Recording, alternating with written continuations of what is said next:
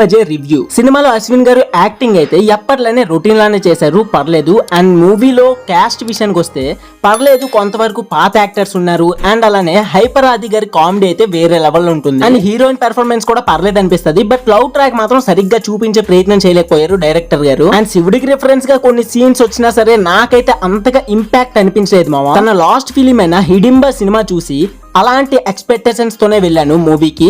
కాకపోతే అంతటి ఎక్స్పెక్టేషన్స్ కి మూవీ అస్సలు రీచ్ కాలేకపోయింది. అండ్ సినిమాలో బీజం అక్కడక్కడ ఓకే అన్న ఫీలింగ్ వచ్చినా కొన్ని చోట్ల అయితే వరస్ట్ అనిపిస్తుంది. అండ్ ఇంకొన్ని చోట్ల ఎక్కడో విన్నట్టు ఆల్రెడీ అనిపిస్తుంది. అండ్ స్టోరీ లైన్ కూడా చాలా చిన్నది మామ, కానీ ఫుల్ గా ల్యాగ్ చేసి లాస్ట్ ఆఫ్ 1 minute వరకు కూడా ఫుల్ ల్యాగ్ చేస్తాడు. మరి హిడింబా లాంటి హిట్ అశ్విన్ గారు మళ్ళీ కొట్టారా అంటే ఇంపాసిబుల్ అని చెప్పుకోవచ్చు. బికాస్ సినిమాలో అంత సత్తా లేదు మా. నా రేటింగ్ ఈ సినిమాకి వచ్చేసి 10 కి 6 points అబోవ్ ఇస్తా. అండ్ ఇప్పుడు సినిమా స్టోరీ లైన్ విషయానికి వస్తే చాలా సింపుల్ స్టోరీ మావా. అశ్విన్ గారికి చిన్న ఫైటింగ్ లో స్టార్టింగ్ లోనే కంటి చూపు పోతుంది.